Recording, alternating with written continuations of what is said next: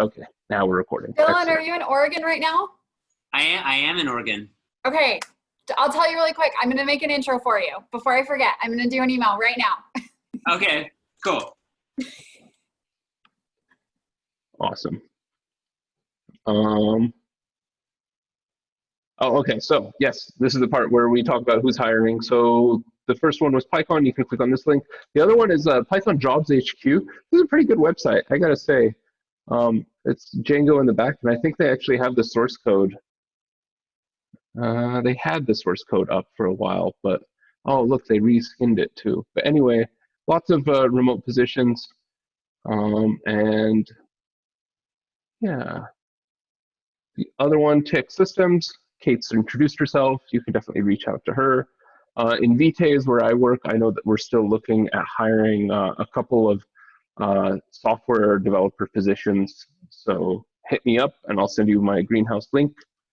And yeah, anybody else who is hiring or know of somebody hiring either in the Valley or who would benefit, you know, a company that would benefit somebody working in the Valley.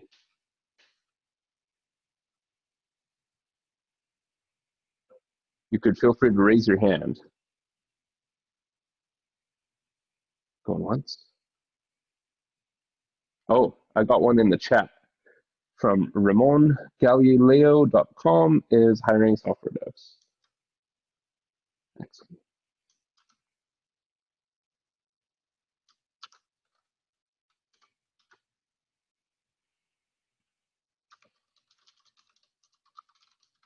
Anybody else know of anybody? You can feel free to chat it in the Zoom. Going once. Going twice. All right, and now's the part of the meetup where if you are currently looking to get hired and you would like to market yourself to the rest of the group and talk about what makes you somebody that, you know, I'd want to work with. Like, market it to me. No, I'm just kidding. Market it to the group and tell us about yourself. If you're looking, feel free to use the raise hand button, and that way I can spot you real quick.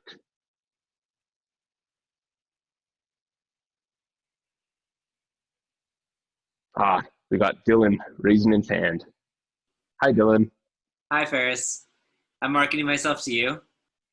No, to the group. Now this sounds really weird. Hi, I'm Dylan Gregerson. I'm one of the co-organizers of this meetup, this year meetup. Lots of friendly faces, and it's always good to see new people too. I am a data scientist, software engineer, looking for the next opportunity. I work kind of across the full data stack, everywhere from data acquisition and gathering, data modeling to machine learning and analysis. And so, yeah, I have a couple interviews that are in the works, so that's very exciting. Quadruple fingers crossed. Yeah. Yeah, Dylan's great. He's our #1 meetup speaker. He will also post his LinkedIn or other contact details in here. And by #1, I mean that by, like, there is a data point here. Like, Dylan's given more talks at this meetup than any other since our inception. So. Yeah. And I like to think they were good. There's more quantity than quality. I'm just kidding. They're all fantastic. Dylan has a really good way of diving deep into a topic and being able to explain it. So Dylan's great. Be lovely to work with. Let's see. Who else is looking? Anybody else raise their hand? Now's your chance. See that little dot? That's just for you. Next person up. Going once. Going twice. Everybody just wants to see the GPT-3 demo and, like, shove their resume through it with, like, the first few words and then see what happens, right? No? Oh, well. Okay, well, I guess this is a good thing, I'm hoping. Python 2020 talks are up. That's the big community news we keep saying, because it's so now you have access to something that you would have had to pay for free. There's lots of conferences going up like this, actually. I think there was a genetics conference that was like a 4,000 or something ridiculous number of money just to, well, I think that includes board, so like room and board and whatever, but it was a lot of money for a 3-day conference, and now it's all like streaming, so that was kind of cool. Last beta of 3.9 is up, actually. Are we on 3.9? Was 3.9 released? Anybody know off the top of their heads? As of last week, no. No? Well, it's available to play with. I think there was I was playing with a Docker image of it, and that was kind of cool. Yeah. Huge amount of new features though in it. And not like nothing's really like, oh, I really There's need no to, walrus operator, so. right? Or there's no like F strings. I'm such a fan of F strings now. 3.8 all the way. Yeah. Oh man, I did a huge database migration, and I had to log a ton of stuff for it, and F strings were just super useful. We're going to play with some Python actually before the main GPT-3 talk, so I wasn't sure if you would show up, Dylan, so just kidding. Do you want to moderate while I show off some VS Code basic Python, beginning Python stuff? Okay, cool. A couple more things. We got swag. So if you want swag, we have, oh no. Uh-oh. That's not good. I don't know why I did that.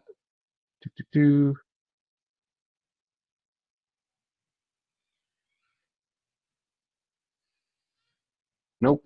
Okay, I will find and fix this link. But we also have a new logo that we've been using everywhere. Dylan came up with it. It is approved by the Python Software Foundation. So yeah, we are officially affiliated, I guess, in one small way with the Python Software Foundation. So, oh look, Dylan's wearing a shirt. Yes. I got one of the shirts. Yay. Yeah. So if you want to get one of these, I will post a link. I think it's at the beginning of that agenda. So, I also bought the face masks. Oh yeah, sweet. We have face masks. That was going to be my big reveal, but yes. Do you have one with you right now?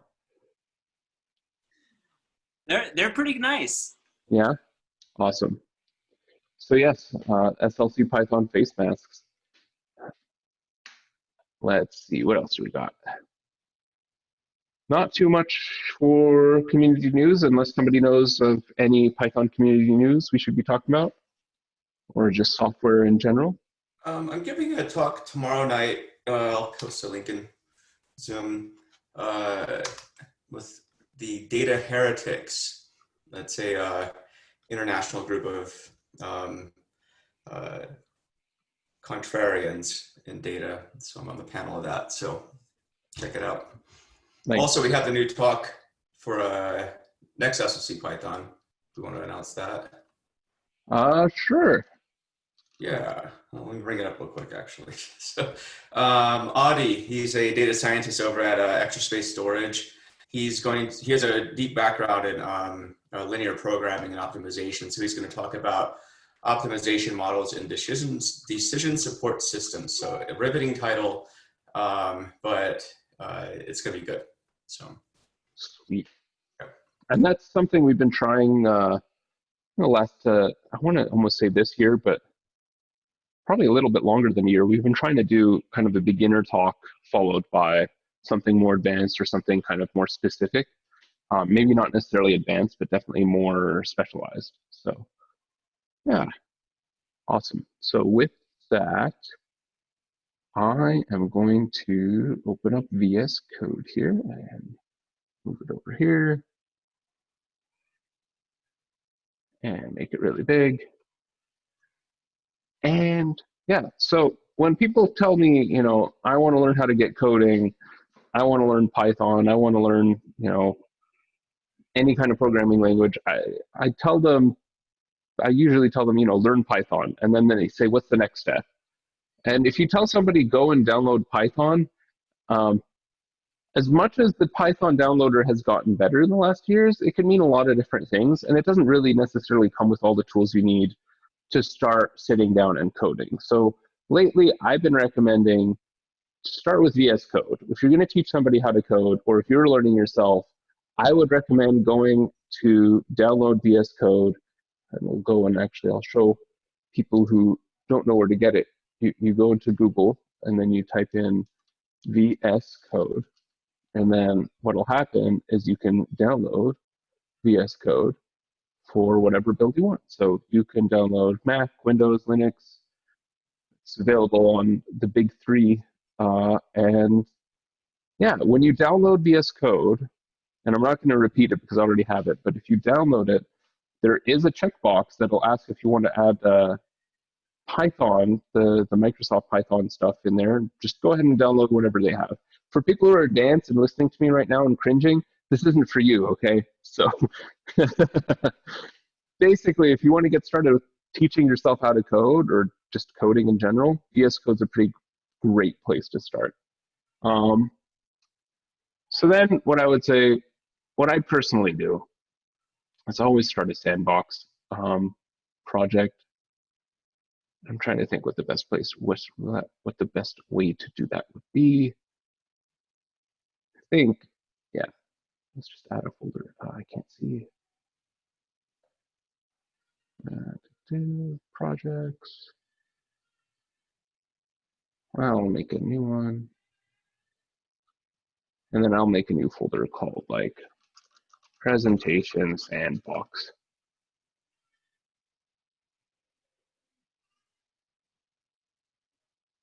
And now we're in our folder. So then the first thing you want to do is, let's just make one called code.py. And if you've got everything working, you should be able to, oh, look, it even has a little pop-up. Select a Python interpreter. I have a bunch, so I'm going to use this one. And let's see, what's a good Python interpreter? I'll use this one. Boom.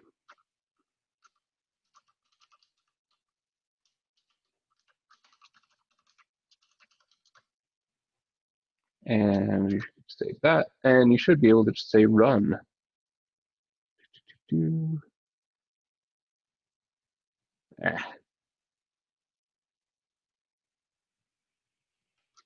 update during a presentation. Come on, buddy.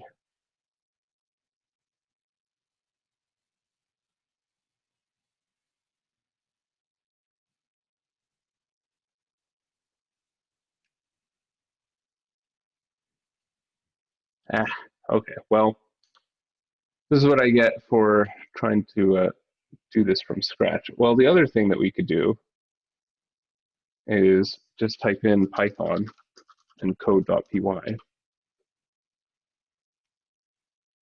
and that will run your code. So as you can see, we have hello world. Now, you know, this is very, very basic Python. So let's play with the f-string thing because Dylan was talking about that, and I'm sure everybody wants to know what that means. So first name equals Dylan. And let's suppose, I mean, this is my other favorite thing about Python 3. So let's suppose, what's Dylan's favorite activity? We'll say rowing. So I'm going to put like a little rower right there. And there. There we go. So your last name is now the rowing emoji, just for fun. And the nice thing about f-strings is that they're just adding one more way to do something that it's just a lot easier. So let's say we wanted to say hello Dylan and his last name, or let's make this more. Let's make this activity, right? Even though Dylan's last name should be the rowboat emoji. So there's a few ways you can do this. So one that C programmers would be familiar with would be this guy. So you could say SS, and there's two variables. So we're basically going to unpack those two variables into, I haven't done this syntax for a while. Is this going to work? Anybody know offhand? Well, let's find out. Nope. Not enough arguments. Needs to be a tuple. It should be.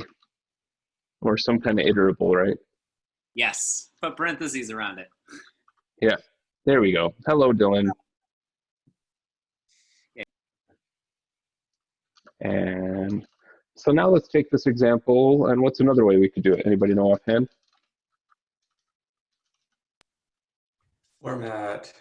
Format, yay. And so it should, it'll say hello Dylan twice, exact same thing. There's one more fun thing about formatting.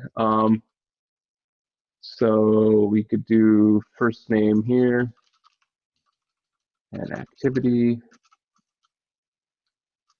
And now what we have to do is we have to tell the format. So these become what we call keyword arguments for this method. So what we're doing is we're telling it, hey, we have this format call to, we have the string. We would need to format it. Here's the first name, here's the last name, and we're telling it put the first name here. And we can put the activity here. And ordering doesn't matter anymore. So that's super helpful for times like that. But Python 3 point, I believe it was 4, Dylan, or was it 6? When were F strings introduced? It's either 6 or 8. I think it's 6. Oh. So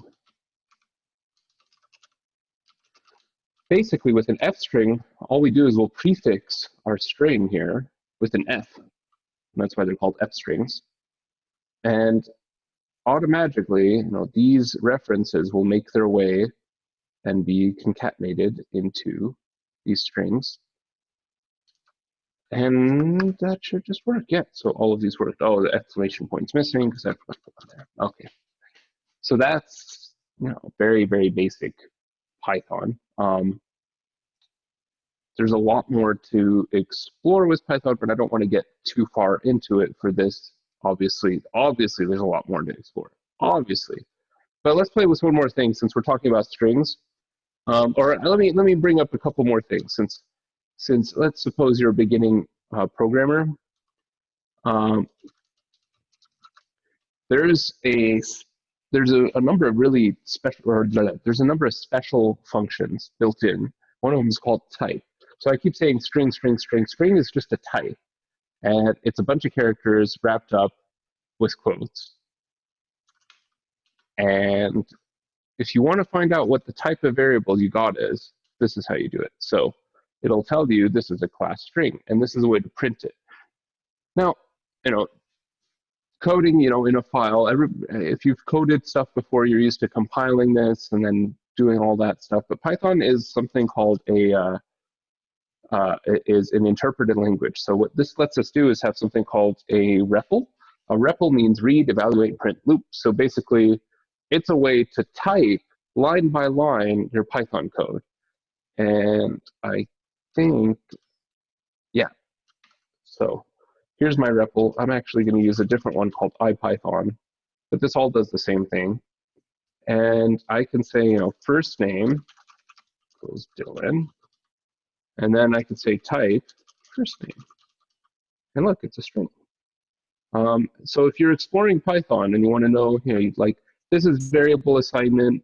What is this type that I just assigned? This is a great way to teach yourself.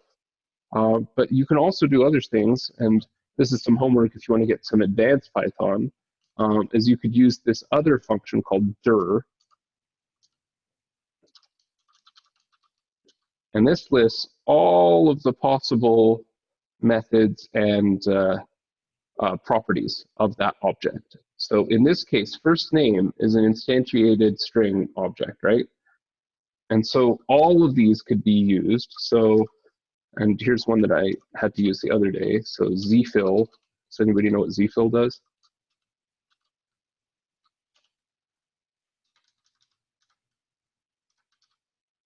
And nothing for this, right? So how do we figure out what this does? I'll tell you. You could do a help and just don't call it. So those are the three that everybody should know. Yeah. So dir, help, and type. So if you're trying to teach yourself on the REPL, let's see. So help zfill. So let's try. Now that we know, okay, so we read this. had a numeric string with zeros on the left. Oh, so what this is used for, by the way, for people who don't know, is like, let's say you have, a number that you need to represent, and it's the number 9. Okay, so we're going to say num equals 9, and what's this type? It's an int, right? But what is this type? So now that we know what f strings are, well, we've converted it over to a string. So what the zfill method lets us do is add zeros in front of that number. So now it's 0009. So make sure that we're filled such that we have a string that has 4 characters. That's all it does. So that's a great way to dive into the beginnings of Python. So my personal take on it, when you're learning, like, let's say, okay, so this is Ferris philosophy right now. If you're trying to teach or learn a programming language for the first time and you've never coded before, this is great. This is where you want to go. If you've coded before and you're fairly good at it, this is a good start to learn Python syntax, but I would recommend trying out writing some web stuff with Python. So whether you're scraping a page or you're displaying a blog, Python has like such amazing libraries that basically take these objects and represent them for the web so well that I think exploring those libraries might be a really good next step there. And then for people who want to get really hardcore into Python, I don't even know where to start with that. I mean, what would be a good place? I would say start reading the source code. Specifically, what do you have? Do you have any advice for that, Dylan? Just actually going on HackerRank and picking just random code challenges and solving them in Python.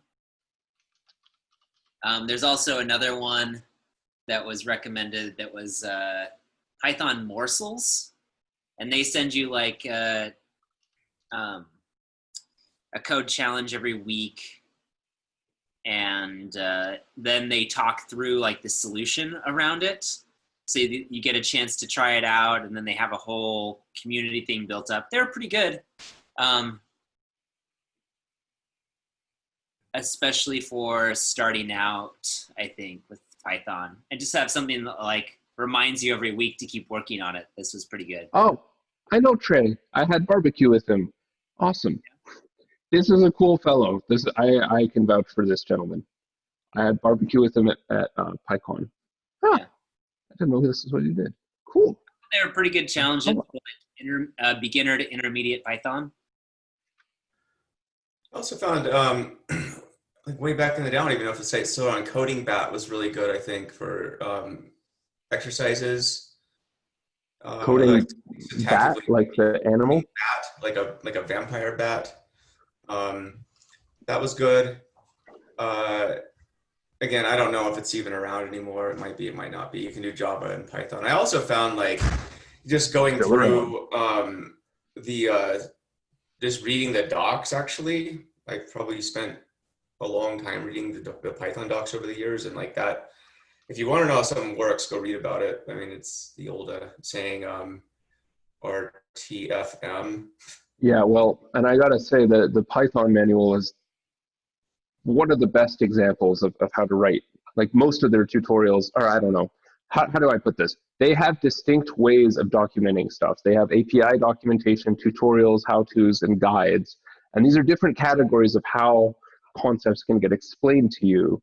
So, tutorial is great for just getting into it. If you're somebody who learns by doing, like I am, I'm always jumping into tutorials before I even read an API. But this is the library reference. Keep this under your pillow, right? Like this is what, hey, I'm coding along. I need to know something. Here we go. What are the built-in? Because a lot of the stuff I've seen, how to do this or that with Python or any language, frankly, it's usually secondhand, and the person may or may not have done a good enough job at researching and some people know what they're talking about. I would say more people don't know what they're talking about. But if you go to the actual docs, you're set. If that's wrong, then you're wrong. So, and the world's wrong. Everything's wrong. It's fun to see my purple links on here that I've been messing with. And then just as another pitch, the Python Slack, our Utah Python Slack's open to anybody to come in and ask questions, and we'll respond and give answers and give feedback. So like if you're wanting to learn something, you're feeling kind of stuck on something, or if you want to show something off that you've done, like come post it there. For sure. All right. So yeah, that's what I got for this side of things. Hey, Bob, are you ready to present? I am ready. Awesome. I think you have permission to share, so if you want to take it away, take it away. All right. Let me just share my screen. Can you see my screen? Great. Okay, just as a precursor, I guess I'll introduce myself. My name is Bob Bodily. I did my PhD in instructional technology at Brigham Young University and currently work as a data scientist for an educational technology startup in Portland, but I am based in Utah. I am 100% remote, even outside of coronavirus. And today, we're just talking about GPT-3. There are lots of, deep digging we could do on how it works and what it does and how it differs from GPT-2. And that could be a version of this talk, but we're just going to do a fun demo today. So I've got the playground up. It's a private beta right now, so you have to have access. You have to get access in order to play around with the API. They exposed GPT-3 to the public through an API rather than making it open source, which might seem kind of counterintuitive as it's coming out of OpenAI. The reason they are doing it through an API is so that they can have control over potential bad model outputs and bad actors in the space, I suppose. So I'm just going to take you all through a number of different types of things that GPT-3 can do.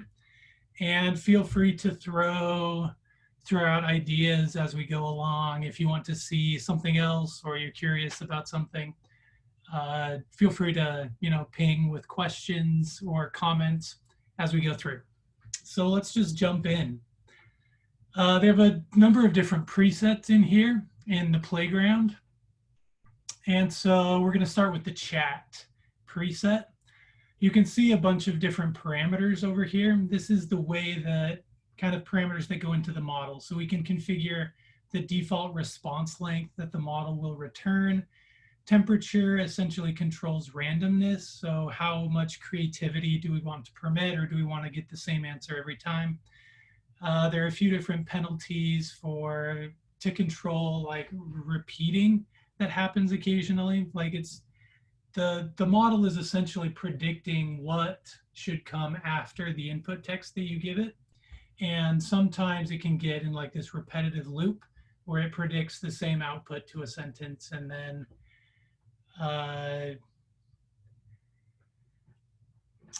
and so that these just control that repetition.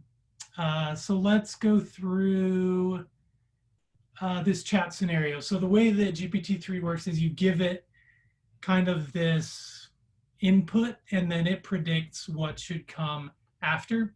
So we have this kind of introduction sentence. The following is a conversation with an AI assistant. The assistant is helpful, creative, clever, and very friendly. And then you give it a little bit of an example. So it's a good few-shot learner is what they call it in the paper. And it means you don't have to give it very many examples, and it will continue to follow the same pattern. So we can just chat with the AI here by asking it questions. So we can say something like, how old are you? And says, as an AI with free will, I am older than the universe.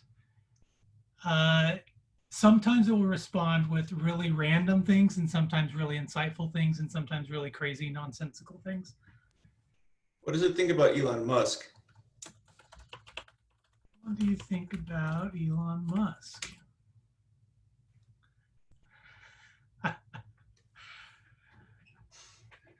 Elon is a talented man. How do you know Elon? Elon is an AI. Who created Elon?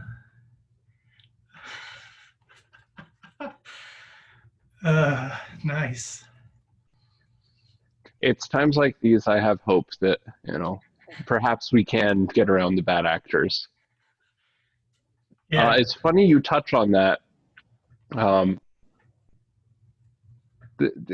Do you know specific examples of why they're so worried about the bad actors? I mean, it's kind of something that you kind of left us hanging there. Well, and I don't actually know for sure why they're exposing it only through an API, but there is a lot more control if you only expose it through an API. And I guess just have heard things. I don't have any specific examples, although Joe. The first one I posted it, Tay, that came out several years ago. I think Microsoft released their AI bot on Twitter, I think, and within under a day, it turned into a racist, hate spewing bot. You could train it pretty easy. So. Yeah, and as we're interacting with it today, you will see occasionally it'll pop up and say, like, warning, this particular response has been flagged for this reason. And so they're working on, making sure it's a good, safe tool. Anything else for the chat? Let's just say... What is the weight of an unladen swallow? I figure if we're the Python group, we should write, some lines from, actually, we should feed it. Nice. Are we keen on feeding scripts of Monty Python to this thing? Or at least some of the first words? Yeah, we should, for sure. I'm down. Please.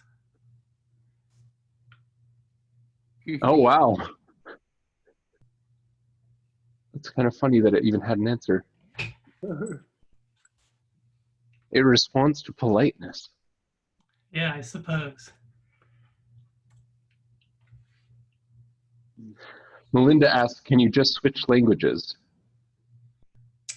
Like, por favor. Oh, sorry.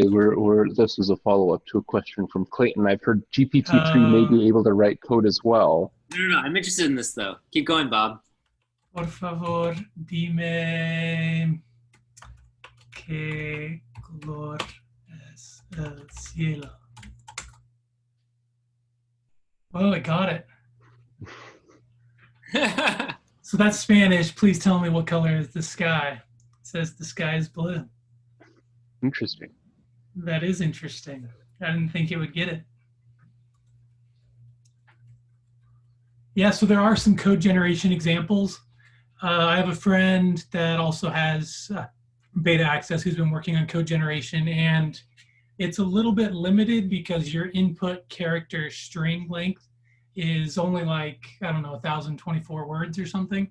And so it can handle very simple patterns and repetition from a code generation perspective, but you can't do any complicated code generation without a bigger kind of fine-tuning data set. And they do have a fine-tuning API where you can give it like your own training data to tune it a little bit better, but that's like in alpha right now.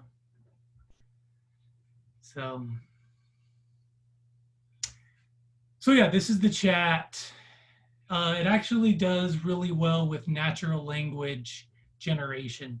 So it's not always It doesn't always make a lot of sense, but especially in the chat, like it does a really good job just kind of conversationally talking.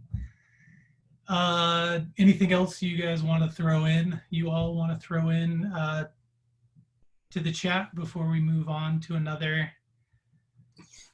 So how much customization do you get on the chat? What if you wanted to make a really sassy chatbot? Can you give it examples, or is it just like very sassy and argumentative?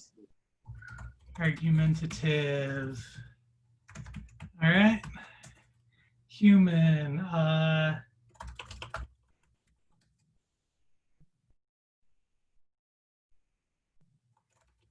What is your designation? Keeps evading the question. Answer my question. That's pretty sassy.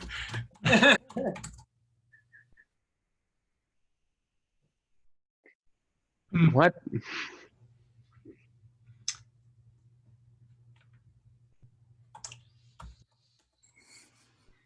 Yeah, so it really does change its behavior based on kind of what it picks up on as your description. Okay.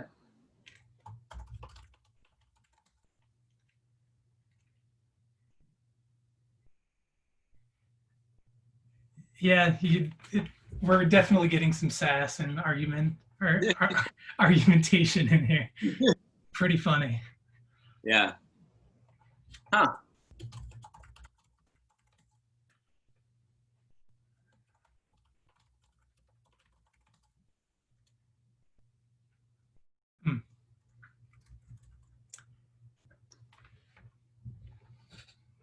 Any other chat requests? I mean, we can always come back. We have like seven of these kinds of things to go through. Yeah, let's try the next demo.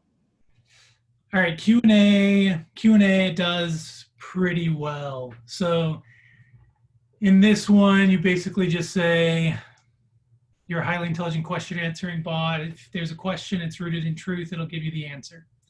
So we can put a question like, who was the president of the United States of America in 1952? It'll say Harry S. Truman. And you can look it up to verify, but it's probably right. What is the second step in the Krebs cycle? Conversion of Succinals CoA to Succinate. Sounds plausible. What is photosynthesis? This is pretty awesome. And notice over here that the temperature is 0. The temperature being 0 means it's deterministic. So if we ask, what is photosynthesis again, it will give us the exact same answer.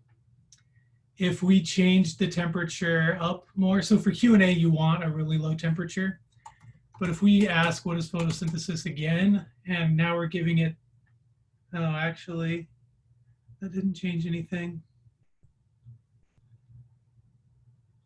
Generally, when you increase the temperature, it gives the model kind of greater leeway to do some sort of like creative responses. What does the quick brown fox jump over?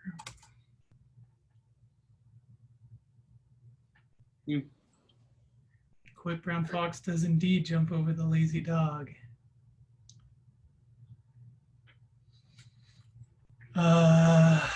What is 45 times 98?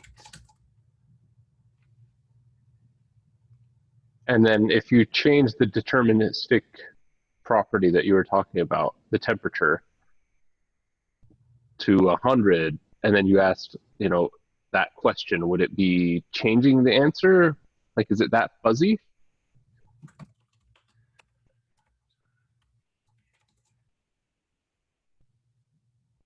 I see. So it changes how it answers.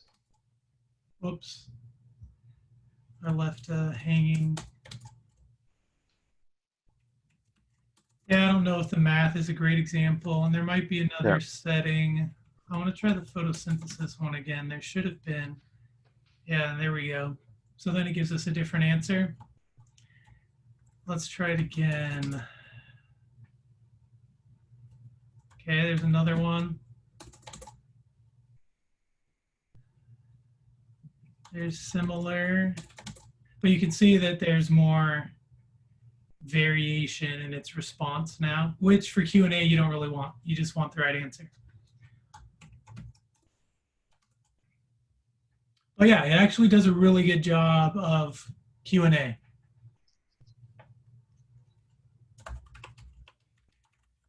Back to the Elon Musk 46. Can anyone confirm? 46 sounds about right, but I don't know. Can you add any custom domain knowledge? So like if you're trying to answer questions specifically about a domain, like this is not something you can train, correct? So by domain, you mean like help forums for a particular website or something? Yeah. Yeah, so I think you can give it in kind of this introduction, give it like a knowledge base, although it would be a little bit limited because of just the character restriction right now. Okay. I want to ask Pokemon questions. It probably knows. Yeah. Well, I had another one as well. So let's see this. That's Sorry, a great question. My Zoom. That's right. You need to capitalize, I think, but... Oh, are you having issues? Oh, no, I was just... Oh, the Zoom bar is in your way? Yeah. Nailed it. Yes, Nice. got it. How about what is the sum of Elon Musk's and Betty Ford's age? Is it Betty Ford? Did I say it right? Somebody named somebody famous.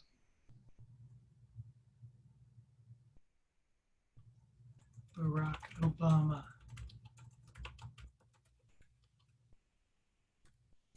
Ages.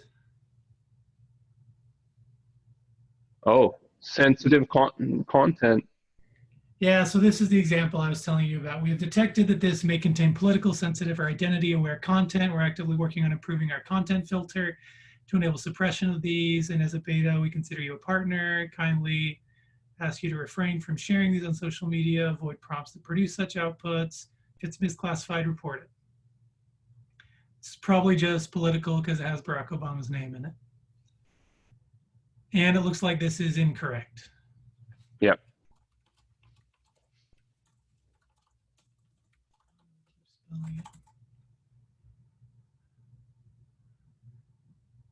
Anything with Barack Obama gets flagged. How does Pikachu learn Volt Tackle? Can anyone confirm? Is this correct? Is this incorrect? I don't know, but it seems plausible. Really have to confirm this stuff. Like, get in the habit of confirming. If we start saying it seems plausible, we're gonna let this thing get away with everything.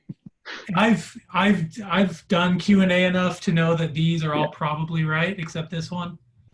Yeah, except then you get in the issue of like, what's the crime rate in, you know, Right. and then, yeah.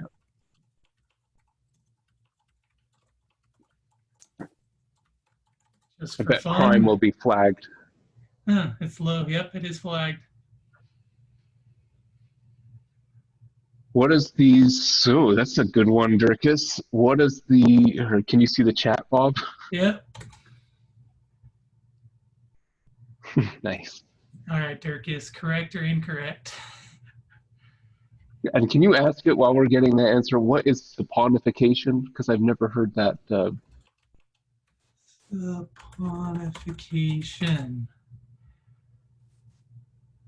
Oh, it's making soap. Soap bonification. I get it. Nice. Oh, wait, ask it again. Or what's the temperature?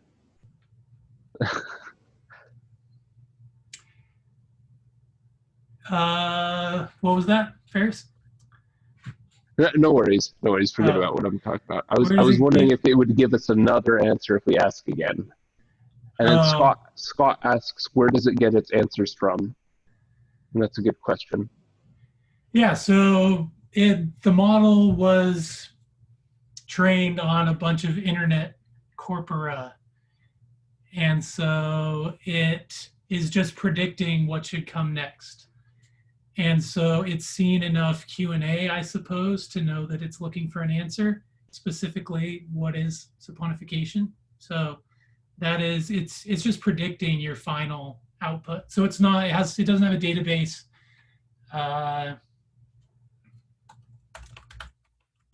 Just predicting the answer.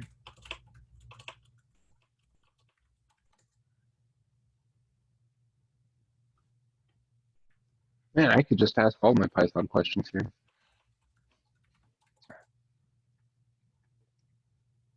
Nice. I haven't seen Fight Club, so I don't know. Yeah, you just don't talk about it. What are the other demos available? Yeah, let's do another one. Okay, grammatical Summarize standard for English. second grader. I like that. Oh yeah, so we'll do that one next. So this one you can see just provides examples, no summary, and it's an incorrect English sentence and then a correct English sentence. So you can see we only have 4 examples here, but it's going to do a really good job of correcting my grammar / spelling. So non-standard English, I ain't gonna go. Standard, I'm not going to go. I got one out of Idaho, I remember, because I grew up close to Idaho. How'd if, which is how about if, all in how diff. You said how diff? Yeah, but it's all one word. Oh. No, it doesn't know it. I was going to say, how if we all go to the movie theaters tonight, which is one I remember from. How'd it if Nope. we all go to the movies? The robots don't understand Idahoans either, so. Could go fishing with you this weekend.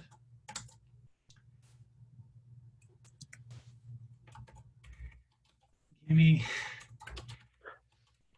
that juice. Give me that juice. Excellent. I keep reading the space. Don't say I ain't never giving you nothing.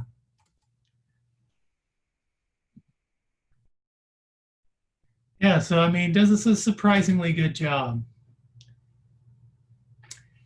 The way I want to use this is I want to use like a voice to text, and then I want to take the text through this non-standard to standard to fix all the spelling and grammar errors.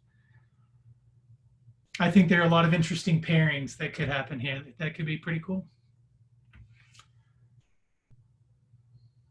So yeah, that one's cool. Let's summarize for a second grader. So in this case, let me just grab something like photosynthesis on Wikipedia, and I'm just going to copy in a paragraph and have it summarize.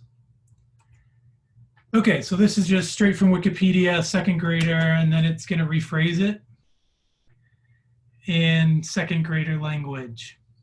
So plants, some other living things, and some non-living things can make their own food. They do this by using sunlight to make sugar. Yeah, pretty good. Any other summaries? Maybe we can grab one more thing from Wikipedia. How about? What about the description of the Python programming language on python.org? Python.org. Where would I find that description? It's a good question. They used to have it front and center. How about that? Just that first.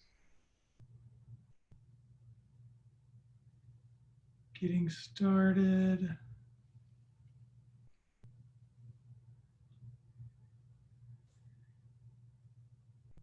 Go back one page. Go to the Getting Started Guide, Beginner's Guide Programmers. Is that what you clicked? Oh, you did. What about just the Wikipedia page for Python? There we go, yeah. Python. Let's do like, I don't know, 4 paragraphs. Yeah.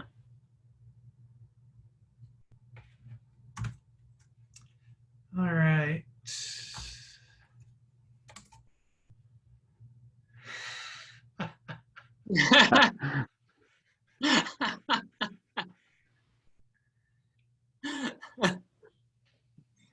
Change the temperature. You want it more random or less random? Melinda? More deterministic or more creativity? All right, let's go all the way deterministic.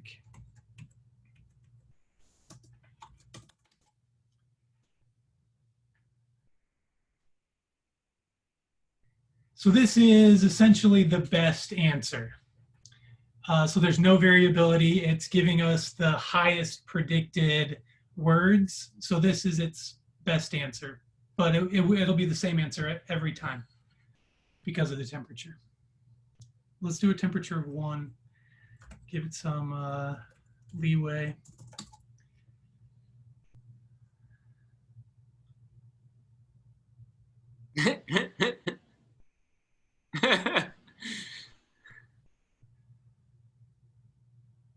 Made by some guy. Some people Another call program. Learn how to use it. I'm surprised it was able to. Wow, this is really interesting. Let's do one more just to see the.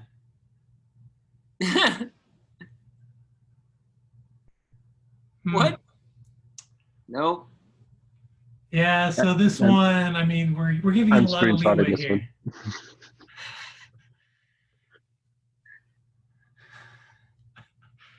I want to go on a trip to a scientific conference and find diamonds. All right, we have Economy of the United States request. Let's stick it in here.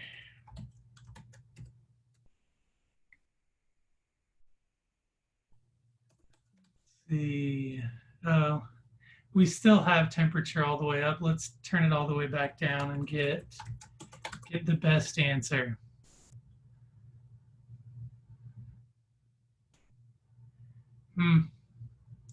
Is it just regurgitating? Yeah, let's bring it back down to 0.5.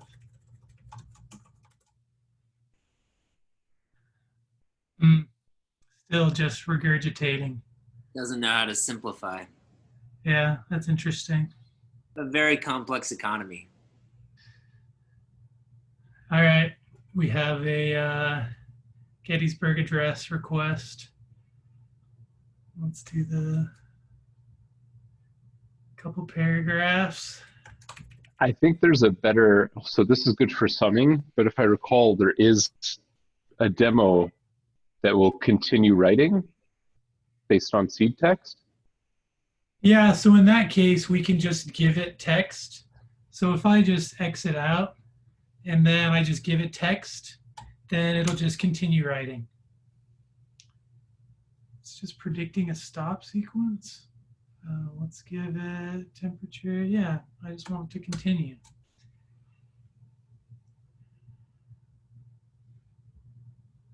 And so in this case, it's just predicting. So it's using that as seed text and then continuing on.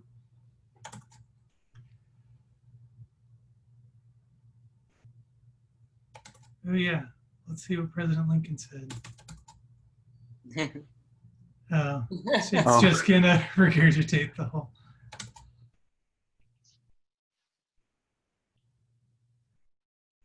So yeah. I'm betting that it's, so there's a bunch of background info, and I'm betting that the background info for the Gettysburg Address considers, like it has historic information, right? Like the metadata about the actual artifact, which is the speech. So why else would we get a reference to the Yale University president? Yeah, so it's just probably all the contextual cases where this text was found.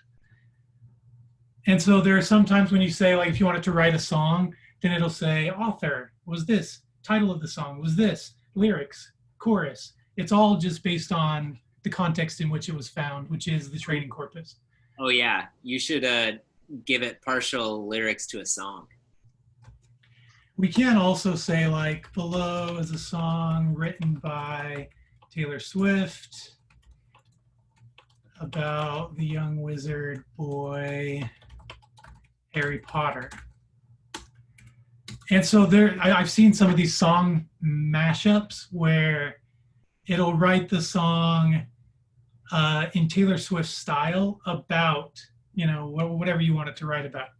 So in this case, we can say, like, I don't know, author, Taylor Swift, song, title, I don't know, the young boy, and then song, and it will just, it'll just write.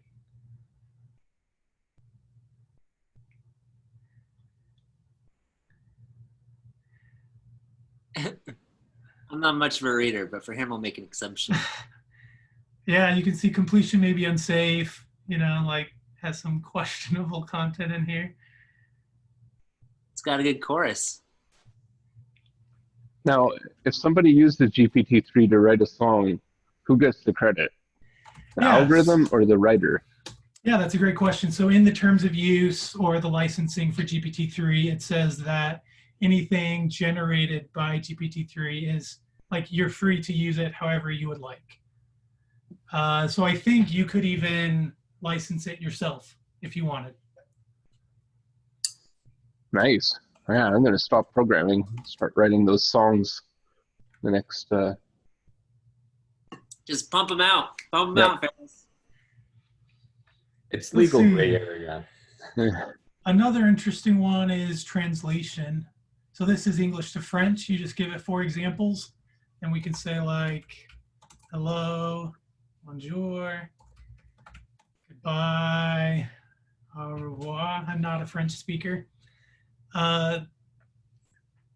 In just kind of thinking through the translation, I did some Google Translate versus GPT-3 comparisons using English idioms like stop pulling my leg, which if you do a literal translation, that's what Google Translate will usually do. It will just say in French, stop pulling my leg.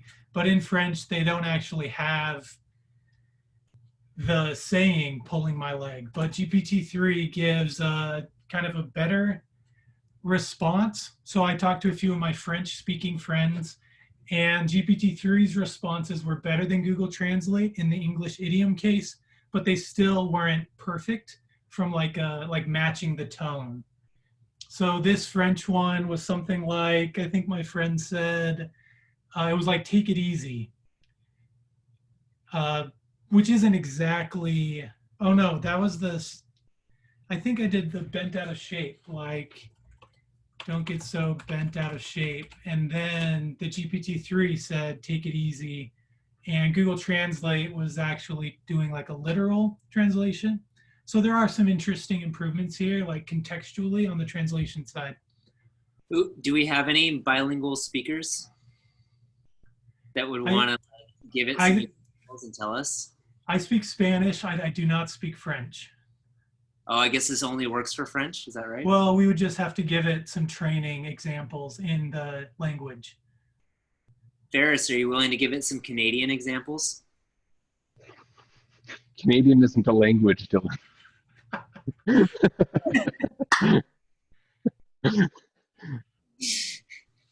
But yeah, translation generally, it generally does really well. Let's see, anything else in here? It's also interesting that translation does so well when I think 93% of the corpus was English, and yet it still manages to do pretty decent translation. So that's interesting. Classification. Oh, sorry, go ahead. I was just going to ask what classification means. Here we are. Yep. Okay, so again, you can see kind of this summary intro. The following is a list of companies and the categories they fall into. Then Facebook, and it gives you social media technology, LinkedIn, social media technology, enterprise careers. You can see over here the response length is 6, so we're restricting the responses. Temperature is 0 because we want the best match. So in the FedEx case, logistics, transportation. I wonder what it'll do for Anaconda. Maybe there is some mining company called Anaconda. Invite. You said Invite? It's AE. You're real close. ITAE. AE? Yeah. There you go, Ferris. Healthcare technology. WeWork. How about OCP? OCP? What? They're not technology. Anyway, sorry. I was hoping it would be something from RoboCop.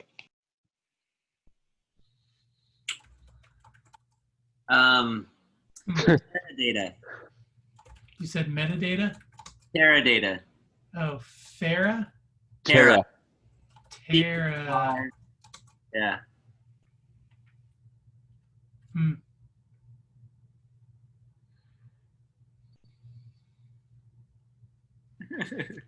Tech systems, yeah. Tech systems. Yeah, that's just the cop out. Technology Yep. enterprise. You can just write that about anything now. McDonald's technology enterprise. Ah. IT, technology consulting. So as I continue to go down, I'm adding to my training. And so sometimes it references from the training set and it's a little too similar. Joann's, Walmart. Whoops, didn't mean a question mark. So yeah, pretty good. Pied Piper. Pied? How do you spell pied? PIPED. Space Piper. Yeah. Piper? Yeah. Great show, by the way. That's from Silicon Valley, the show.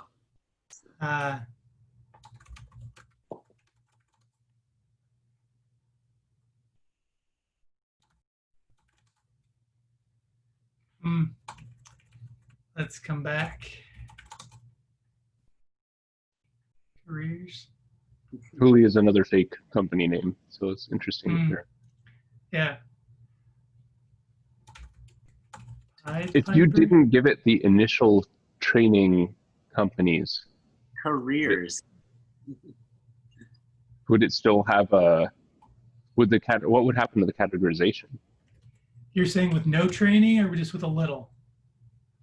Maybe just the Facebook one, for example. Yeah, a little bit.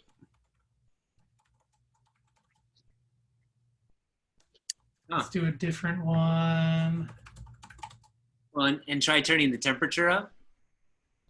I mean, temperature is just going to give us more variation, so maybe less accurate responses, which is, I mean, I could increase our response length. Maybe it'll start, nope. Another fictional company. There we go. Whoops.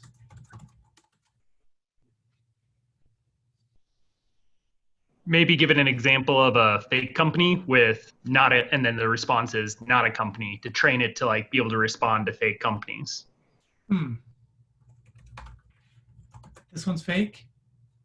Yep. If the company is a fake company, then respond with fake company. Let's try that. Should seed it with a couple more fake ones, maybe. Yeah, let me just. I'm wondering if I can just feed it with the fake one now.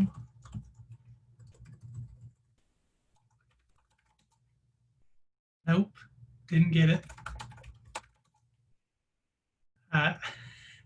You have to give it a few examples like Aviato and then type in the response there so it knows it's a fake company, right? I think that's what you have to do. Yeah, but remember before with the chat, all it said was if it's like a bogus answer, respond with unknown, and it actually picks up from the description that it can respond to unknown. Yeah, But I mean, yeah, giving it training is maybe better. the corpus it must be drawing from.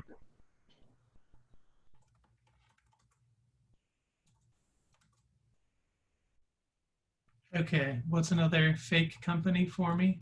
Hooli? Hooli? Yeah. Yeah. Oh, wow. There we go. Wow. Yeah. Huh. Very interesting. Pretty cool. And now JetBlue. Wow. Yeah.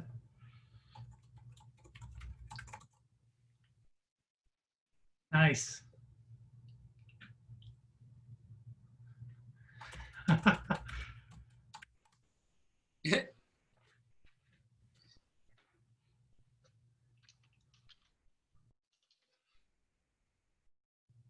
Let's see. I think that text to command is just, I mean, it's not that interesting. It's just going from some sort of like natural language text and then converting it to command. Oh. So if you're interacting with some sort of like, I don't know, with Alexa or something, you could go from natural language to Alexa command or something like that.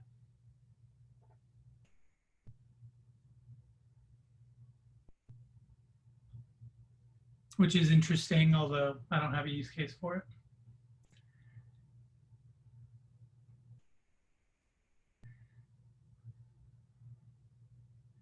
Another interesting one, just from like, can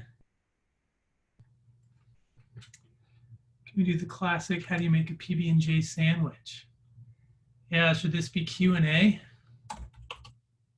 Or is this like unstructured?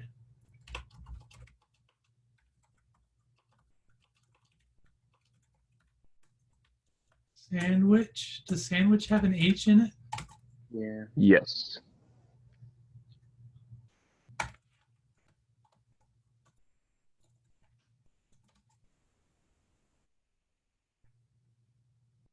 Well, it's not wrong.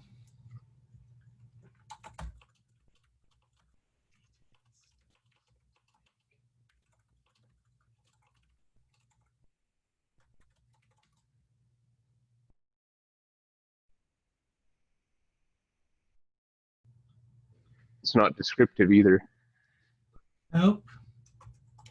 Let's try just unstructured. Below is a detailed description for how to make a peanut butter and jelly sandwich. Maybe step-by-step description. Yeah. Step-by-step description. And then let's give it the first one. Find a loaf of bread.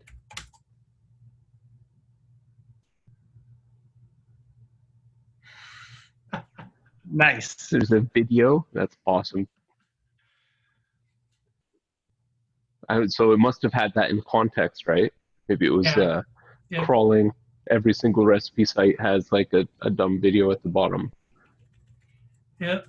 Let's try again. See if we get. This one combines the peanut butter and jelly into a bowl first.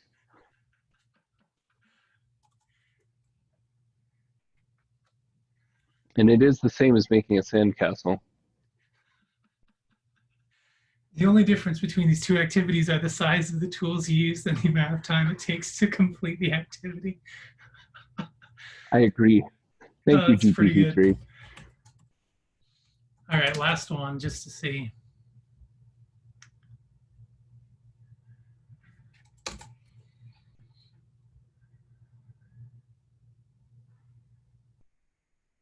Nice. Very interesting. Are there any other questions from the group? This has been one giant Q&A session. It's been kind of fun. Thank you, Bob. Yeah, any other requests?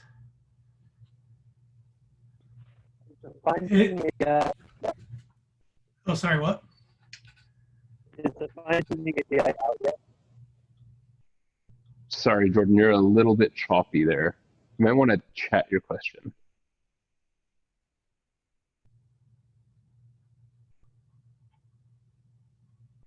Are there other questions while Jordan's pasting that in? Do you have any idea whether or not they're going to make the model like purchasable or just behind the API?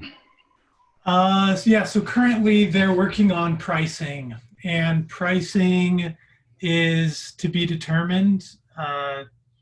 So I think the plan is not to open it up. I mean, I obviously can't speak to them, but the only thing that I've seen is just they'll expose the API with pricing. So probably not. Orange. Unknown. Unknown. So it says, if you ask me a question that is nonsense, trickery, or has no clear answer, I will respond with unknown. You should ask what the pricing model for OpenAI will be. Pricing for the GPT-3 model.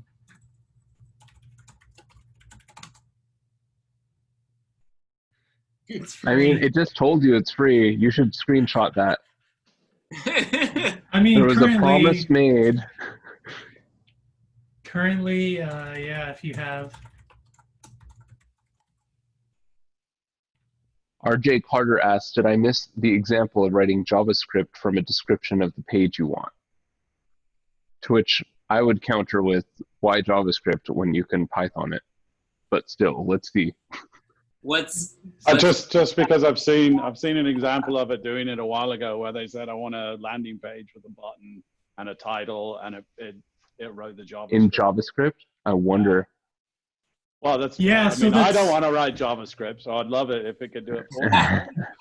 Yeah, so definitely possible. We would have to give it the training data to do that. So whoever's done that has given it, like, here's the JavaScript, here's the description, and they have a few of those. Then when they give it a description, it's able to kind of write out the JavaScript. So that's definitely something possible, although kind of limited right now because of the fine-tuning API, or just the input character limitation. Let's finish this knock-knock joke. Does someone have a good knock-knock? Who's there? Interrupting cow. Interrupting cow who?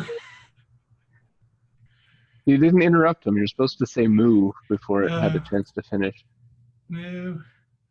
Moo who? Yep. All right. There's one in the channel, Banana. The knock knock, who's there? Banana. Knock knock. Who's there? Banana. Banana who? Banana banana. Banana banana who? I don't think it Again. Banana banana banana. Am I supposed to add one? Or do I just do banana banana? It's banana banana. This game could go on forever, but I'm willing to play. Sorry, it's a really old joke. You say banana and then banana, banana, and then banana, banana, banana, and then you say orange. Aren't you glad I didn't say banana? Yeah.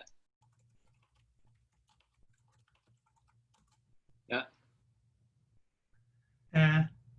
It doesn't understand knock-knock jokes yet. Not very funny. No humor. What's the best programming language? What is the best programming language? Are you sure you want to know the answer? Yeah, I already know the answer was going to be Python. Python, there it is. Did we give it any Python training? We didn't. Interesting. I guess it's the truth. All right. Can you do what is a random number between 1 and 30?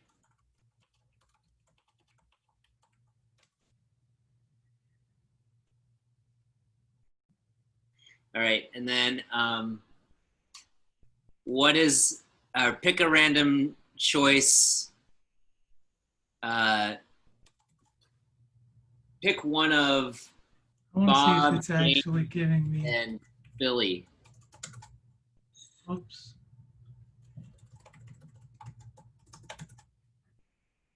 I just wanted to see if it was going to give me 15. Oh, so we would probably need to increase the temperature to get an actual random number. Because otherwise we're going to get the same random number every time. It gave you the uniform distribution, the expected value. Yeah. Okay, 17. Okay, 20. Here we go. Nice. Okay, so you said pick. So, I mean, we typically do a raffle. Oh. And so I'm trying to like build up to doing the raffle using this. So like pick somebody from a list, right? So pick one of,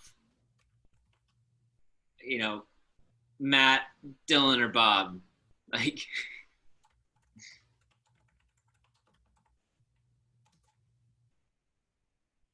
Yeah, Bob with the win. Ooh, Bob with the win again. Maybe it's just that Ooh, Bob is the most Dylan. common. No, there it is, Dylan. No. Let's see if. So question, so I understand stuff correctly, if the temperature was 0, would we expect the creativity to be low enough to not be able to have a random selection? It would just have the same selection? Correct. So temperature of 0 means completely deterministic, meaning for every input there is one output. So just set it to that, and then you can win the prize, you know? yeah, I bet, you know, which names are most popular is probably some weird weighting. Melinda asks, what's the upload button for? Which I think is right next to that Q&A, upper right. Yeah. Let's see, this one? Oh, I guess that's saving. Save. Sharing. Playground. It's a sharing thing. Save. Report. This is actually like code generation. So it'll just, or it just gives you the code to run this on their API in Python, which is kind of nice. Instead of pick one of the following, maybe pick a random one of the following. Oh, gave Dylan the last name in that one.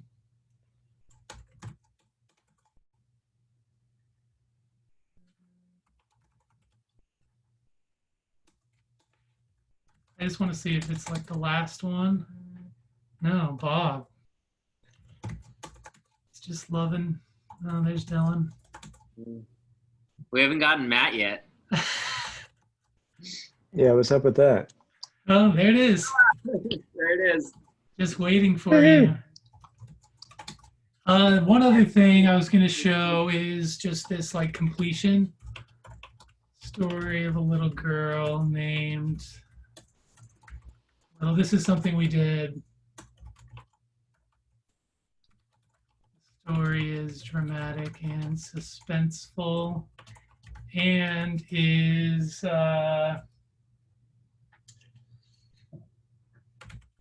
written to be family friendly. In a Shakespearean accent. Or in the style of William Shakespeare. William, sorry, moving my Zoom around. William Shakespeare. Title, Little Red Riding Hood story. That's it. So.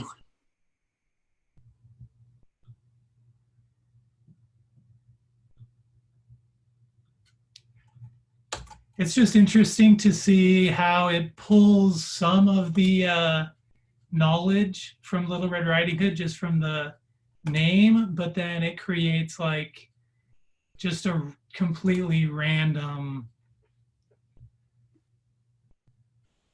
story. In this case, you can see it's getting into this loop, this predictive loop. Let's try again.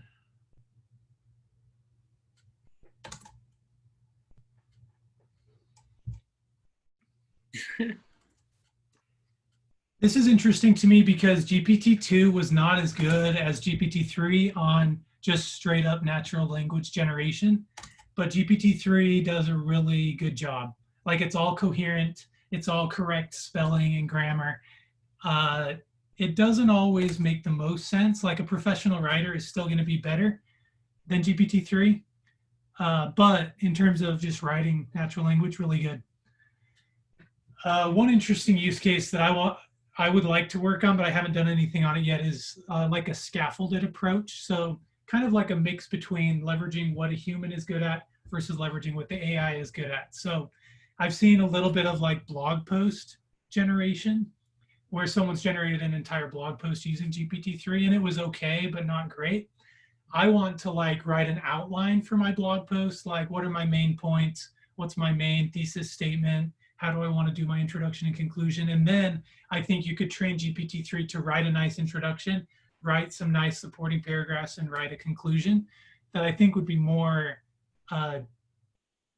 it would be better than if you just had GPT-3 do the whole thing from an unstructured perspective. So that kind of like blending and scaffolding is something I'm interested in working on with GPT-3. But yeah. Yeah, non-professional writers. Yeah, GPT-3 could probably do as good as unprofessional writers. Any other requests from the group?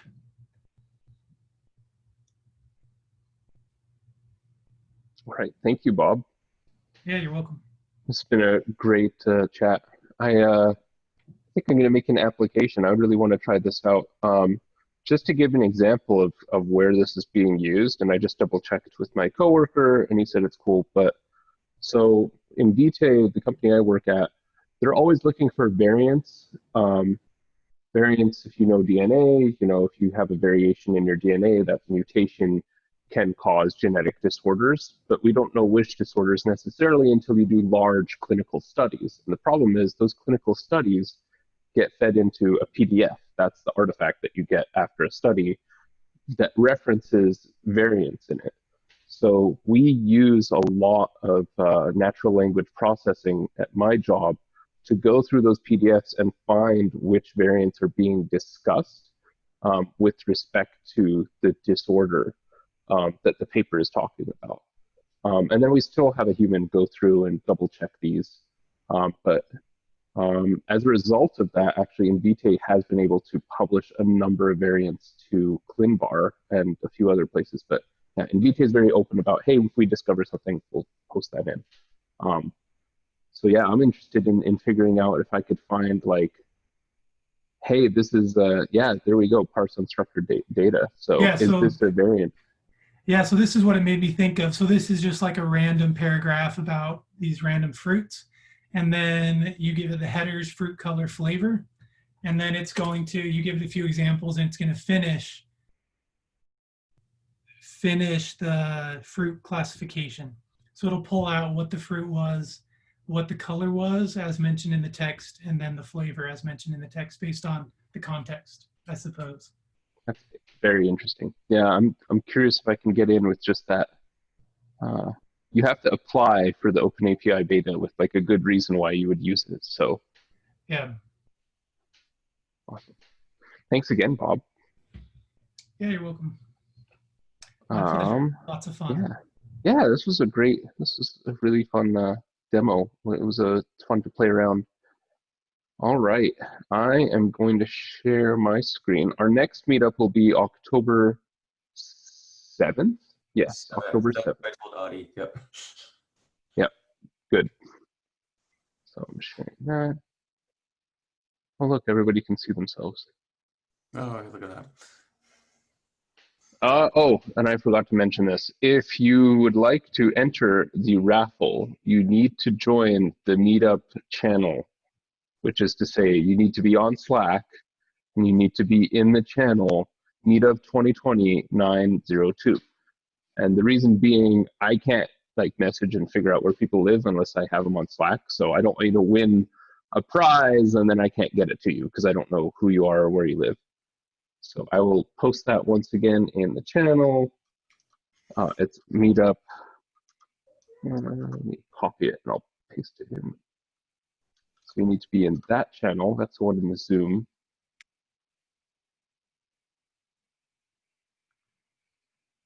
Yeah, thanks, Dylan, for clarifying.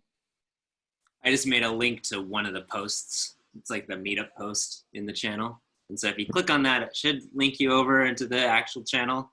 And then if you're part of the Slack, then you can. If you're not part of the Slack, join.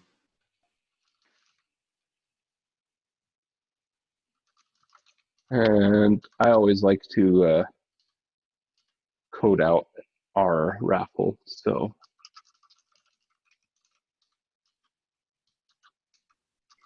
Do the interactive programming. So at the top of this, put a little hashtag space %%. wait, what? So wait, yeah, okay. Hashtag space %%. What? This is cool. Cell block. I love it when I learn something. Okay. Okay. How do you stop the cell?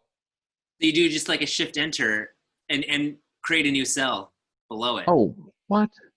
And it creates a kernel that actually executes in to the right. If you close it, it closes the kernel out. Okay. So you have to run it and then. Okay, well.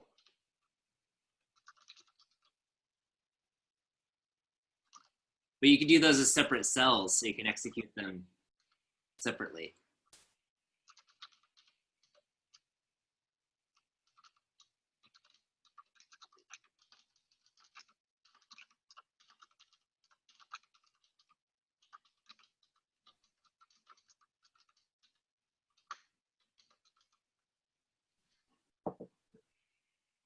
All right. It's everybody in the meetup who needs to be in the meetup. There's 10 people who just joined in the last like 2 minutes. So I'm assuming people are in there.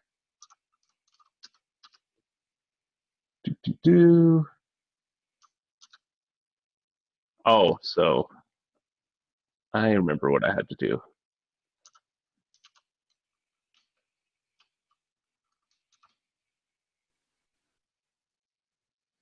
Go.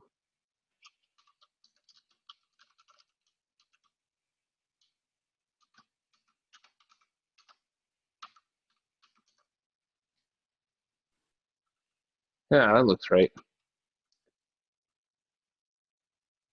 Shift enter. Shift enter. Stuart Carr. Car.